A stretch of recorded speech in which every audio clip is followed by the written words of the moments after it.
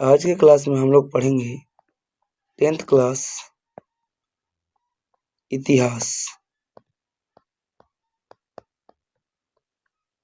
में हमारा पाठ 8 रहेगा, लेसन 8, जिसमें हमारा नाम है प्रेस का संस्कृति एवं राष्ट्रवाद, जिसके कुछ हम लोग लघु उत्तरीय प्रश्न करेंगे। जिसमें हमारा पहला सवाल है, पांडुलिपि क्या है, इसकी क्या उपयोगिता है। तो पांडुलिपि का मतलब ही समझना है कि प्राचीन में जितने भी दस्तावेज थे, दस्तावेज, अभिलेख, कृतियां, सभी को सहेज कर रखना ही पांडुलिपि कहलाया।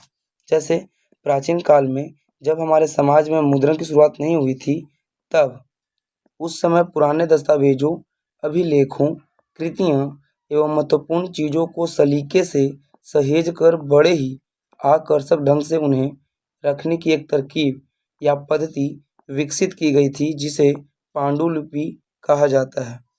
इसका उपयोग इतिहास से संबंधित जानकारी को प्राप्त करने के लिए किया जाता है। अगला सवाल है, छापाखाना यूरोप में कैसे पहुंचा।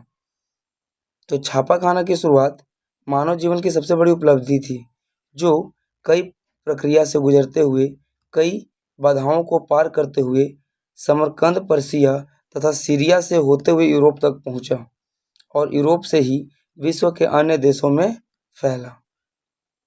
तो इस तरह से छापाखाना यूरोप तक पहुंचा था। वर्नाक्यूलर प्रेस एक्ट से आप क्या समझते हैं। तो वर्नाक्यूलर प्रेस एक्ट अंग्रेजों के द्वारा बनाया गया एक गंदा कानून था, जो 1878 ईस्वी में लॉर्ड लिटन के द्वारा बनाया गया था।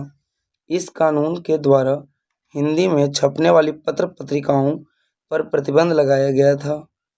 अंग्रेजों का ऐसा मानना था कि हिंदी में छपने वाली पत्र पत्रिकाएं अंग्रेजों के गलत नीतियों को उजागर करती है तथा इसे जन जन तक पहुंचाती है। वर्नाक्यूलर प्रेस एक्ट ये अंग्रेजों के द्वारा कानून लगाया था। अंग्रेजों में कौन से उस समय अध्यक्ष, तो लॉर्ड लिटन। कब लगाया गया था, 1878 ईस्वी में, 1878 में। इसके द्वारा सीधा कहा गया कि जो भी अखबार है वह हिंदी में नहीं छपेगा, क्योंकि उन्हें डर था कि जब हिंदी में अगर छप जाएगा तो भारतीयों को अंग्रेजों के बारे में पता चल जाएगा। तो इसीलिए इसे बंद करने के लिए इस एक्ट को पारित किया गया था 1878 ईस्वी में। अगला सवाल है, भारतीयों द्वारा वर्नाक्यूलर प्रेस एक्ट का विरोध क्यों किया गया। तो भारतीयों ने वर्नाक्यूलर प्रेस एक्ट का विरोध किया।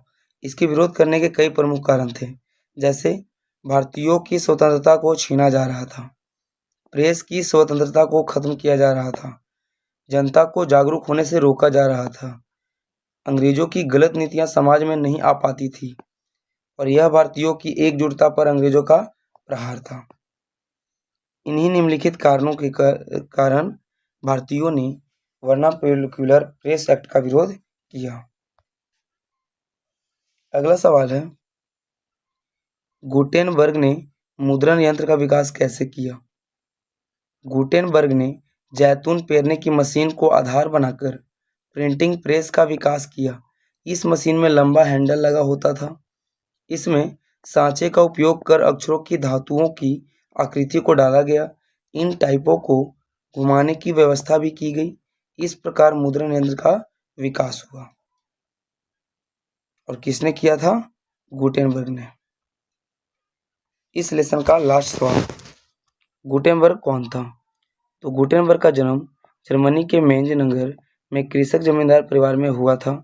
गुटेनबर्ग ने हैंड प्रेस नामक मुद्रण यंत्र बनाया था, जिससे सुंदर, सस्ता और जल्दी छपाई करना संभव हुआ। अंततः छपाखाना के आविष्कार का श्रेय गुटेनबर्ग को ही जाता है। इसी के साथ हमारा यह लेसन भी समाप्त होता है और इस लेसन समाप्त होने के पश्चात ही हमारा क्लास 10th इतिहास भी पूरा समाप्त होता